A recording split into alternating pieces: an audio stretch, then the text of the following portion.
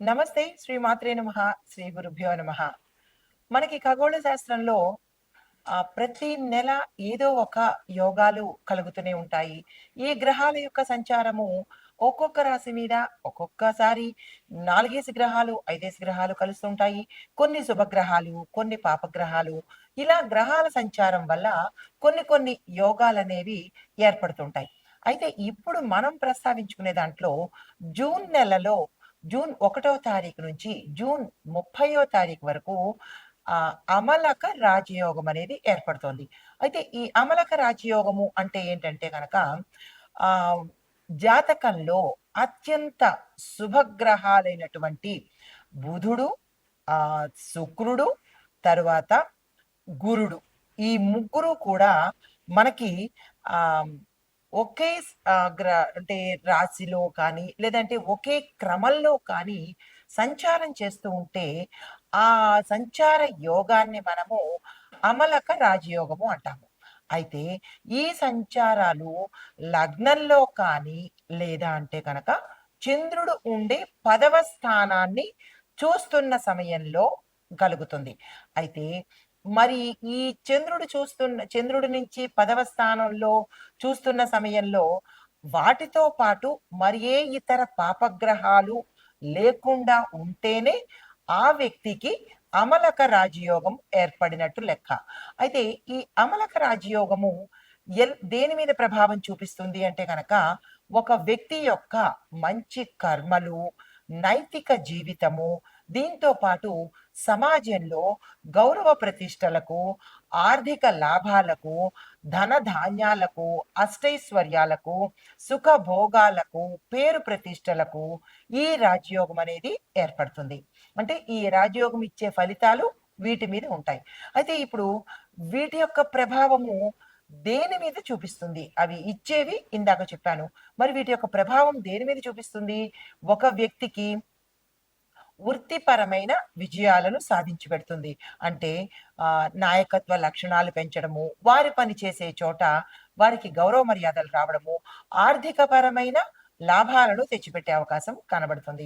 అయితే పదోన్నతులు కూడా ఇచ్చే యోగ్యత కనబడుతోంది. దీంతో పాటు ఆర్థిక స్థిరత్వాన్ని కూడా ఈ అమలక రాజయోగము ఈ యోగ జాతకుడికి ఏర్పాటు చేస్తోంది. అయితే రాజకీయ ఆర్థిక స్థిరత్వాలు అంటే ఎలాంటి స్థిరత్వాలు ఇవ్వబోతోంది అంటే కనుక ధన సంపత్తిని, అంటే ఉద్యోగస్తులకు ధన సంపత్తిని, మిగతా వారందరికీ కూడా ధనానికి సంబంధించినటువంటి లాభాలను ఇవ్వడము, వ్యాపారస్తులకు విశేషమైన లాభాలను తెచ్చిపెట్టడము, దీంతో పాటు ఆర్థిక భద్రతను కూడా ఈ సమయంలో అమలక రాజయోగము ఆ జాతకుడికి ఇవ్వబోతోంది. అయితే సామాజిక పరంగా ఎలాంటివి ఇస్తోంది అంటే కనుక సమాజంలో ఈ వ్యక్తికి, ఈ అమలక రాజయోగము కలిగిన వ్యక్తికి పేరు ప్రతిష్టలు, గౌరవ మర్యాదలు, దాంతో పాటు సన్మానాలు, సత్కారాలు, సేవా కార్యక్రమంలో పాల్గొనడాలు ఇలాంటివన్నీ జరుగుతున్నాయి. అయితే వ్యక్తిత్వంగా ఎలాంటివి వస్తుంది అంటే కనుక నైతికంగా మహోన్నతంగా ఉండబోతున్నారు. దాతృత్వము, దానగుణము పెరుగుతుంది. దీంతో పాటు సహాయ సహకారాలు ప్రతి వ్యక్తికి, అంటే మానవుడు దేవుడు అవుతాడన్నమాట ఈ సమయంలో. ఇవి అమలక రాజయోగాల యొక్క గ్రహ ఫలితాలను ఇవ్వబోతోంది. అయితే ఈ అమలక రాజయోగము ఈ సమయంలో ఏ సమయాల్లో పడుతోంది అంటే కనుక 2025 జూన్ 1 నుంచి ఇందాక చెప్పినట్టు జూన్ 30వ తారీఖు వరకు శుక్రుడు తన స్వరాశిలోనే వృషభంలో సంచారం చేస్తున్నాడు. ఎప్పుడైతే వృషభంలో సంచారం చేస్తున్నాడో కొన్ని కొన్ని రాశులకు విశేషమైన యోగం కలిగేటట్టుగాను, మరికొన్ని రాశులకు మిశ్రమ ఫలితాలు, మరి కొన్ని రాశులకు నీచ ఫలితాలను ఇవ్వబోతున్నాడు. అయితే ఇందులో భాగంగా ఈ రాశుల వారికి ఎలాంటి ప్రభావాలు రాబోతున్నాయి అంటే కనుక క్లుప్తంగా చెప్తాను, తదుపరి వివరంగా చెప్తాను. ముందుగా వృషభ రాశి వారికి ఎలాంటి ప్రభావాలు ఇస్తోంది అంటే కనుక కార్యక్షేత్రంలో, అంటే మీరు ఏ పని తలపెట్టినా పురోగతి సాధిస్తారు. ఆర్థిక లాభాలను కూడా పొందుతారు. ఏ రంగంలో ఉన్న వాళ్ళకైనా సరే, ఉద్యోగస్తులు కాదు, వ్యాపారస్తులు కాదు, ఎవరైనా సరే ఈ వృషభ రాశిలో ఉన్న వారికి ఆర్థిక లాభాలను చేకూరుతాయి. అయితే ఇంకా మీరు ఎక్కువగా మరింత లాభాలు చెందాలి అంటే కనుక, అలాంటి లాభాలు పొందాలి ప్రతి ఒక్కరు అంటే కనుక, శుక్రవారం రోజు అంటే ఈ నెల రోజుల పాటు ప్రతి శుక్రవారం రోజు శుక్రుడికి కనుక పూజ చేయడం కానీ, అంటే శుక్ర సంబంధిత స్తోత్రాలు పారాయణ చేయడం కానీ, లేదా అంటే దాన ధర్మాలు చేయడం కానీ, నవగ్రహ ఆలయంలో శుక్రుడికే ప్రత్యేకమైన పూజలు, హోమాలు, జపాలు, దానాలు ఇచ్చుకోవడం కనుక చేసినట్టయితే మరింత విశేషమైన ఫలితాలు పొందుతారు వృషభ రాశి వారు. అంటే క్లుప్తంగా చెప్తున్నాను. తర్వాత సవివరంగా తెలియచేస్తాను. తదుపరి రాశి వాళ్ళు కన్యా రాశి వాళ్ళు. అంటే వృషభం తర్వాత కన్యా రాశి వాళ్లకు వృత్తిపరమైన విజయాలను, సమాజంలో గౌరవాలను ఇవ్వబోతున్నారు. దీనికి ఇంకాస్త ఎక్కువగా మీకు కావాలి అని అనుకుంటే కనుక బుధుడికి ప్రతి బుధవారం రోజు వృషభ రాశి వారు శుక్రవారం రోజు శుక్రుడికి చేసుకోవాలి. ఈ కన్యా రాశి వారు బుధవారం రోజు బుధుడికి పూజ చేసుకోవడం కానీ, ఆకుపచ్చ వస్త్రాలు ధరించడం కానీ, బుధ ప్రీతి కోసము చెయ్యవలసిన పనులన్నీ పరిష్కారాలు, పరిహారాలు చేసుకోవాలి. అయితే మూడో రాశి మీనరాశి. ఈ మీనరాశి వాళ్లకు ఎలాంటి ప్రభావం చూపిస్తోంది అంటే కనుక, అంటే ఈ ముగ్గురు రాశుల వరకు విశేషమైన ఫలితాలు చూపిస్తోంది. మీనరాశిలో ఉండే వారికి ఆర్థిక స్థిరత్వము, అంటే ఇన్నాళ్ళు వాళ్ళకి ఆర్థిక పరంగా ఒడిదుడుకులు ఉన్నట్టయితే కనుక వాళ్ళకి స్థిరత్వం ఏర్పడము, దీంతో పాటు నైతిక జీవితం కూడా చాలా చక్కగా ఉండబోతోంది. గతంలో వారు ఏదైనా చెడు ప్రభావాలకు కానీ, చెడు అలవాట్లకు కానీ లోనై ఉన్నా, అలవాట్లకు లోబడి ఉన్నా కానీ ఈ సమయంలో వాళ్ళు చాలా చక్కని అలవాట్లతో సమాజంలో పేరు ప్రఖ్యాతలు పొందుతారనమాట.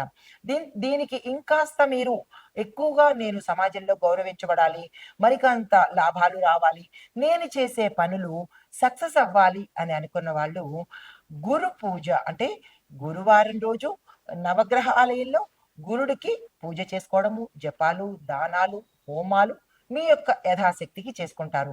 తరువాత కుదరని వాళ్ళు గురు సంబంధిత దేవాలయాలను దర్శించుకున్నట్టయితే తత్సమానమైన ఫలితం వస్తుంది. అంటే ఈ అమలక రాజయోగము బుధ, శుక్ర, గురు ఈ 3 గ్రహాల యొక్క సంయోగం వల్ల శుభ పరిణామాలు ఈ 3 రాశుల వాళ్ళకి ఇస్తోంది అత్యంత విశేషంగా. మరి మిగతా రాశుల వాళ్ళకి ఎలా ఉండబోతోంది అనే అంశాలను తదుపరి చర్చిస్తారు. అయితే ఈ అమలక రాజయోగము మనకి జూన్ 1వ తారీఖు నుంచి జూన్ 30వ తారీఖు వరకు ఈ నెల రోజుల పాటు ఎలాంటి ప్రభావాలను ఇస్తోంది, ఏ ఏ రాశిలో వీళ్ళకి ఉపయోగపడుతోంది, లాభాలను ఇస్తోంది అనే అంశాలను చర్చించే ముందు శుక్రుడు వృషభ రాశిలో ప్రవేశించడం వల్ల ఈ అమలక రాజయోగం ఏర్పడుతోంది. అయితే ఏ ఏ గ్రహాలు ఏర్పడుతున్నది అంటే కనుక బుధుడు, శుక్రుడు, గురుడు ఈ 3 గ్రహాల యొక్క సంయోగం వల్ల ఈ నెల రోజుల పాటు 3 రాశుల వాళ్ళకి విశేషంగా ఉండబోతోంది. అయితే మరి మిగతా రాశుల వాళ్ళకి ఎలా ఉంటుంది అనే అంశంలో తదుపరి రాశి మిథున రాశి. ఈ రాశిలో ఉండే వారికి ఈ అమలక రాజయోగ ప్రభావము ఎలా చూపిస్తోంది అంటే కనుక ఆంతరంగికమైన విషయాలలో విశేషమైన ప్రతిభను చూపిస్తారు.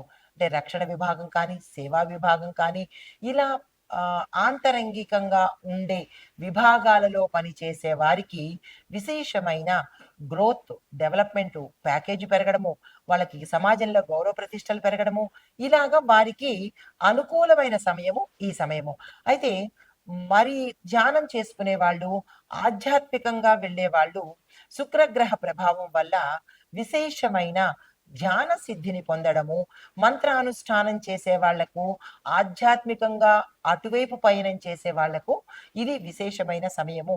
మీ ఉపాసన సిద్ధిని పొందే అవకాశం కూడా ఈ సమయంలో కనబడుతోంది. ఇటువైపు అంటే డివోషనల్ గా ఉండే వాళ్లకు లేదా సామాజిక పరంగా ఉండే వాళ్ళకి ఇద్దరికీ కూడా ఈ సమయము అత్యంత అనుకూలమైన సమయం. ఎవరు ఏ రంగంలో ఉన్నారో ఆ రంగంలో ఉండేవాళ్ళు మీ యొక్క ప్రతిభను చాటుకోవడానికి, మీ యొక్క టాలెంట్‌ని తెలుపుకోవడానికి, మీ యొక్క పనులు సానుకూలంగా అవ్వడానికి ఈ అమలక రాజయోగము సర్వదా ఉపయోగపడుతోంది. వృధా చేసుకోకండి. అయితే కొంతమందికి డిప్రెషన్‌లోకి వెళ్ళిన వాళ్ళు, అంటే మెంటల్‌గా ఇబ్బంది పడేవాళ్ళు, మానసిక ప్రశాంతత లోపించే వాళ్ళు కనుక ఈ బుధుడికి, గురుడికి, శుక్రుడికి ఈ 3 గ్రహాలకు కనుక ఏదైనా శాంతి గాని, హోమాలు కానీ, మీ పేరిట జపాలు కానీ చేసుకున్నట్టయితే చాలా సానుకూలమైన ఫలితాలు ఈ సమయంలో మీరు పొందుతారు. ఈ సమయాన్ని అస్సలు వృధా చేసుకోకండి. అయితే సూచనలేంటంటే, ఈ సమయంలో ఎవరైనా విదేశ ప్రయాణాలు పెట్టుకున్నా, లేదా క్షేత్ర ప్రయాణాలు పెట్టుకున్నా, లేదా మార్కెటింగ్ రంగంలో ఉండేవాళ్ళు, ట్రావెలింగ్ చేసేవాళ్ళు ఈ సమయాన్ని వృధా చేసుకోకండి. మీరు ఏ పరంగా అయితే ట్రావెలింగ్ చేస్తున్నారో, ఏ పర్పస్ మీద ట్రావెలింగ్ చేస్తున్నారో, ఏ పని కోసం ట్రావెలింగ్ చేస్తున్నారో, ఆ ప్రయాణాలు సానుకూలమయ్యేటట్టుగాను, మీకు విజయాన్ని, సక్సెస్‌ని ఇచ్చేటట్టుగా ఉండబోతోంది కాబట్టి, దీనికి సంబంధించిన ఈ సూచనలను మీరు తీసుకొని, ప్రణాళికలు వేసుకొని, అకార్డింగ్ టు యువర్ ప్లాన్ ప్రకారము దాన్ని గనక అమలుపరిచినట్టయితే సక్సెస్ సాధించే అవకాశము ఏ రంగంలో ఉన్న వాళ్లకు అవకాశం కనబడుతోంది. వృధా చేసుకునే ప్రయత్నం చేసుకోకండి. నమస్తే. 2025 జూన్ 1 నుంచి జూన్ 30 వరకు మనకి అమలక రాజయోగము అనేది ఏర్పడబోతోంది. ఈ అమలక రాజయోగము అనేది అత్యంత విశేషమైన యోగాలలో యోగరాజ్యమైనదనమాట. అయితే ఇందులో ఏ ఏ గ్రహాలు కలుస్తున్నాయి అంటే బుధుడు, గురుడు, శుక్రుడు ఈ 3 అత్యంత శుభగ్రహాలు. అయితే ఇక్కడ మనకి కొంతమంది ప్రేక్షకులకు సందేహం వస్తోంది. ఏమనంటే, మీరు దీనిలో చెప్తున్నారు అన్నీ కలిసొస్తున్నాయి, అన్నీ బాగుంటున్నాయి అనేది మీరు చెప్తున్నారు. మాకు అవ్వడం లేదు అని వాళ్ళు సందేహాలు తెలుపుతున్నారు. అయితే ఇది గోచార రీత్యా చెప్తున్నాం తప్ప, ఎవరి పేరు పెట్టి కానీ, లేదా పలానా వారికి అని కానీ చెప్పడం జరగటం లేదు. ఇది పంచాంగం ప్రకారము గోచార రీత్యా ఈ రాశుల వాళ్ళకి ఈ గ్రహాల యొక్క ఫలితం ఉంటుంది అనేది చెప్పడం అవుతోంది. అయితే దీన్ని మీరు మీ యొక్క రాశి చక్రంలో ఏ స్థానంలో బుధుడున్నాడు, ఏ స్థానంలో గురుడున్నాడు, ఏ స్థానంలో శుక్రుడున్నాడు అనేది చూసుకొని ఆ స్థానాల యొక్క ఫలితాన్ని మాత్రమే మీరు అన్వయించుకోవాలి. ఇది 70% మాత్రమే వర్తిస్తుంది కానీ 100కి 100 పాళ్ళు వర్తించదు. అది ఒక్కటి ప్రేక్షకులు గమనించుకోండి. అయితే ఇప్పుడు ఆహ్, ఇందాకటి వరకు మనము రాశుల గురించి చెప్పుకున్నాము. ఇప్పుడు దేశకాలమాన పరిస్థితుల్లోనూ, రక్షణ విభాగంలోనూ ఈ అమలక రాజయోగం ఎలా ఉండబోతోంది అంటే కనుక ఆహ్, ఆరోగ్యపరంగాను, వ్యవసాయ పరంగాను, తరువాత ఆరోగ్య, సామాజిక, న్యాయ, రక్షణ విభాగంలోనూ ఈ అమలక రాజయోగము ఎలా ఉండబోతోంది? అంటే ముందుగా దేశ రాజకీయ పరంగా చూసుకుందాము. దీనిలో ఎలా ఉండబోతోంది? స్థిరంగా ఉంటుంది. అంటే మనకి రాజకీయ పరిస్థితి ఈ 30 రోజుల పాటు స్థిరంగా ఉంటుంది. శుక్రుడు సామరస్యానికి, నైతికతకు చిహ్నం అనమాట. గొడవలొచ్చే దగ్గర మనకేం చేస్తాడు? గొడవలు రాకుండా సంయమనం చేస్తాడు. శాంతి, శాంతి అని చెప్తాడనమాట. దీంతో పాటు కేంద్ర ప్రభుత్వం తీసుకునే నిర్ణయాలు చాలా స్థిరంగాను, కాంక్రీట్‌గాను అందరూ ఆమోదించే యోగ్యంగాను ఉండేటట్టుగా కనబడుతోంది. అయితే మహిళా నాయకత్వముకి ఎక్కువగా ప్రాధాన్యత ఇచ్చే అవకాశము ఈ సమయంలో కనబడుతోంది. అంటే మహిళా నాయకులకు, రాజకీయ నాయకులకు భవిష్యత్తు చాలా శక్తివంతంగా ఉండబోతోంది. అంటే రాజకీయాలలో ఎవరైతే మహిళలు పనిచేస్తున్నారో వారి యొక్క మాటకు విలువ పెరుగుతుంది. వారి ప్రణాళికలకు, పథకాలకు విశేషమైన ఆదరణ దొరుకుతుంది. అయితే రాజకీయాల్లో చూసినట్టయితే కనుక సాంప్రదాయ విలువలు ప్రతి పల్లె పల్లెకు, మారుమూలకు వెళ్ళి అసలైన రాజకీయం జరిగేటట్టుగా గోచరిస్తోంది. అయితే కాలమాన పరిస్థితులు కనుక చూసుకున్నట్టయితే సీజనల్‌గా మనకి వర్షాలు ఎలా ఉండబోతోంది, వాతావరణం ఎలా ఉండబోతోందంటే వర్షాలు కొంచెం ఎక్కువగా పడేటట్టుగాను కొన్ని ప్రాంతాలలో అతివృష్టి, కొన్ని ప్రాంతాలలో అనావృష్టి గోచరిస్తోంది. అయితే ఎలాంటి భారీ వర్షాలు కురిసినప్పటికీ కరువు పరిస్థితులు మాత్రం చాలా తక్కువగా ఉంటాయి. ఎంత విశేషంగా భారీ వర్షాలు కురిసినా, పెద్ద పెద్ద వర్షపాతాలు ఉన్నా పంటల దగ్గరికి వచ్చేటప్పటికి శుక్రుడు విశేషమైన పంటను ఇవ్వబోతున్నాడు. కాబట్టి ప్రజలు భయపడాల్సిన పని లేదు. అయితే దక్షిణం వైపు వచ్చే మాన్సూన్స్ మాత్రము వ్యవసాయానికి చాలా మేలు చేస్తాయి. ప్రతి ఒక్క రైతు సంతోషించదగిన విషయం అన్నమాట. అయితే ఆర్థిక పరంగా ఎలా ఉంటోంది ఈ అమలక రాజయోగంలో అంటే గనక ధన ప్రవాహము చాలా విశేషంగా ఉంటుంది. అన్ని రాశుల వాళ్లకు ధనాన్ని గురుడు ఎక్కువగా అందించబోతున్నాడు. అంటే ప్రతి ఒక్కళ్ళు ధనపరంగా డబ్బుతో హాయిగా ఉండబోతున్నారు. దీంతో పాటు రియల్ ఎస్టేట్ రంగం వాళ్ళు, ఆభరణాల రంగాలను వాళ్ళు అంటే జ్యువెలర్సీ వాళ్ళనమాట. బంగార బంగారంలో అంటే బంగార వ్యాపారస్తులకు గాని, బంగారం ఉత్పత్తి చేసే గనులలో చేసే వాళ్ళకు ఆ రంగంలో పనిచేసే వాళ్ళు కానీ, లేదా వ్యాపారస్తులకు కానీ, దానిలో పనిచేసే ఉద్యోగస్తులకు కానీ విశేషమైన లాభాలు వచ్చేటట్టుగా కనబడుతోంది. దీంతో పాటు కొంత రంగాలకు ఖర్చులు కూడా పెరిగే అవకాశం కనబడుతోంది. దాన్ని మీరు ఆహ్, అంటే బ్యాలెన్స్ చేసుకునే ప్రయత్నం చేసుకోండి. ఆదాయానికి మించిన ఖర్చులు కూడా ఒక్కొక్కసారి గోచరించే అవకాశం కనబడుతోంది. ఇది వ్యక్తిగతంగా కాదు, బిజినెస్ పరంగా చెప్పబోతున్నాను. అయితే వినియోగదారుల యొక్క వ్యయశక్తి కూడా మెరుగుపడుతుంది. అంటే ఎక్కువగా కొనుగోలు శక్తి పెరుగుతుంది. ఎప్పుడైతే ధనం ఎక్కువగా వస్తోందో మరి కొనుక్కోవాలని కూడా అనిపిస్తుంది కదా! రూ. 1000, రూ. 1,00,000 వస్తున్నప్పుడు కనీసం కొనుగోలు శక్తి కూడా పెరుగుతుంది. అంటే ప్రతి సామాన్యుడు కూడా కొనుక్కునే స్థాయికి వెళ్తాడు అంటే ధనపరంగా విశేషమైన గ్రోత్ కూడా కనబడుతోంది అని అర్థం అనమాట. అయితే మార్కెట్‌లో ప్రతి వస్తువుకి గిరాకీ పెరుగుతుంది. రేట్లు పెరిగే అవకాశం కూడా కనబడుతోంది. దేశీయ ఉత్పత్తులు కూడా మనకి పెరిగి వాటి పరంగా కూడా దేశానికి లాభం వచ్చేటట్టుగా కనబడుతోంది. ఇంకా ఒక మాట ఏంటి, వ్యక్తిగతంగా ధనం వస్తుంది. దేశపరంగా కూడా పెట్టుబడుల్లోనూ, ఇటు వ్యాపారాల్లోనూ, మార్కెట్ పరంగా దేశానికి కూడా డబ్బులు ఎక్కువగా వస్తాయన్నమాట. అయితే ఇంకా రక్షణ విభాగాని కోసం చూస్తే శాంతియుత విధానాలు ఎక్కువగా అమలు పరుస్తారు. అంటే ఉద్రిక్తతలు కానీ, లేదా అంటే గనక కోపతాపాలు కానీ లేకుండా శాంతిగా అంటే ప్రశాంతంగా ఉండబోతోంది. అంతర్జాతీయ సంబంధాలలో అంటే ఇంటర్నేషనల్ రిలేషన్‌షిప్స్‌లో కూడా అంటే దేశానికి, దేశానికి మధ్య కూడా శాంతి నెలకొనే అవకాశం ఇక్కడ చాలా ఎక్కువగా కనబడుతోంది. అయితే మనకి దాడులు గానీ, లేదా యుద్ధాలు కానీ ఇలాంటివి కొంత ఉపశమనం అయ్యేటట్టుగా కూడా ఈ సమయం గోచరిస్తోంది. అంటే ప్రజలందరూ ఆరోగ్యంగాను, ధనపరంగాను, శాంతిపరంగా కూడా నిబ్బరంగా ఉండబోతున్నారనమాట. దానికి సంబంధించి ప్రభుత్వం ఏం చేస్తోంది?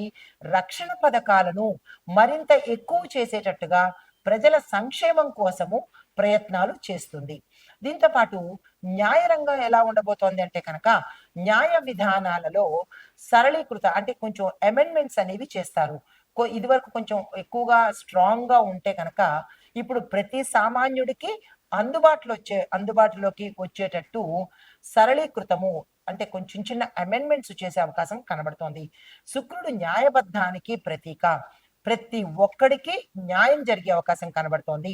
దీంతో పాటు కీలకమైన న్యాయ నిర్ణయాలు తీసుకోవడానికి అవకాశాలు కూడా కనబడుతోంది. అంటే తక్షణమే ప్రజలకి న్యాయం జరుగుతుంది. తద్వారా ప్రజలు సుఖ సంతోషాలతో ఉండబోతున్నారు. అంటే పెండింగ్ అనేది ఈ సమయంలో శుక్రుడు ఇవ్వటం లేదు. అయితే మహిళా సంబంధించిన కేసుల్లో మాత్రము తీర్పులకి ఎక్కువ ప్రాధాన్యత ఇస్తారు. లేడీస్‌కి ఇబ్బందులు చాలా ఎక్కువవుతున్నాయి ఈ సమయంలో. రకరకాల దాడులు జరగడము, రకరకాల వేధింపులు గురి అవ్వడము, వాళ్ళు కొంతమంది మౌనంగా భరిస్తున్నారు.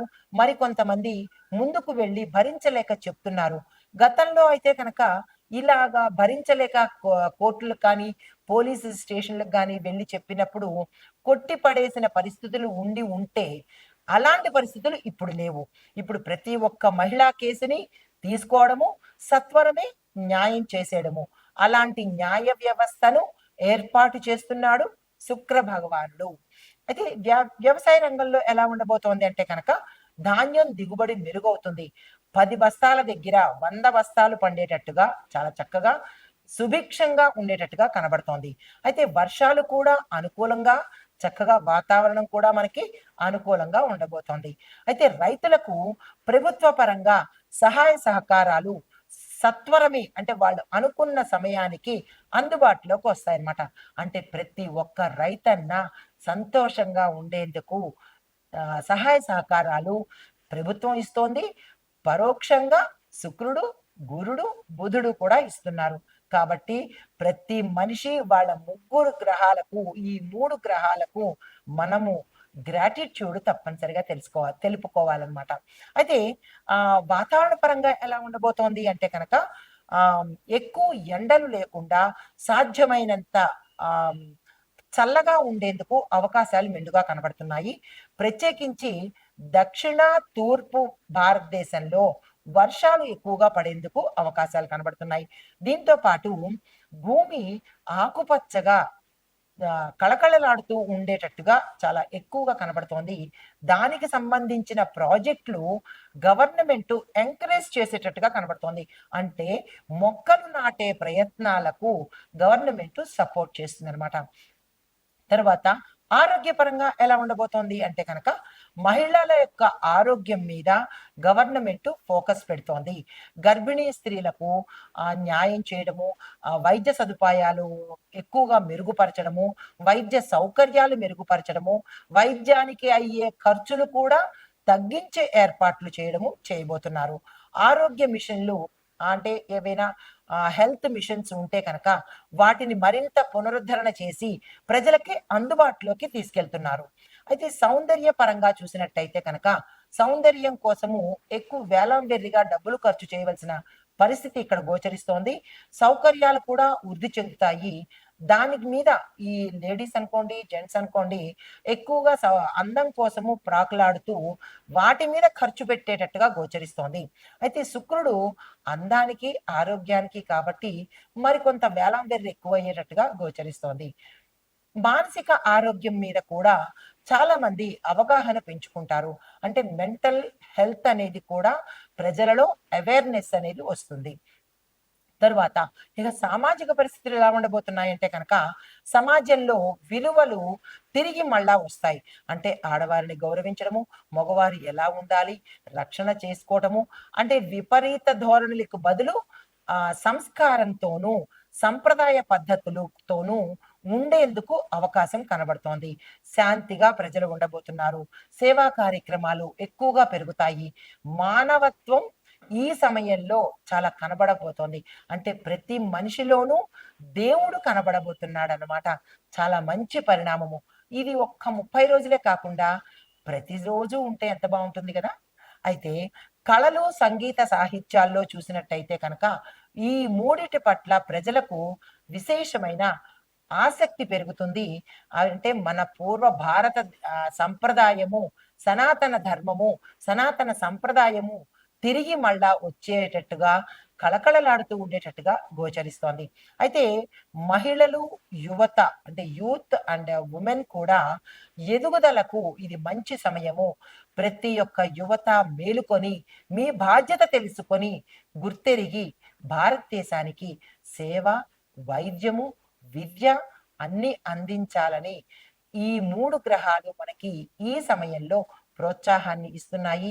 సత్ఫలితాలను, మహారాజ యోగాలను అందించబోతున్నాయి. ఈ సమయాన్ని మనం వృధా చేసుకోకుండా సద్వినియోగం చేసుకుందాము. ఇది అమలక రాజయోగం యొక్క విశేషమైన ఫలితాలు. నమస్తే.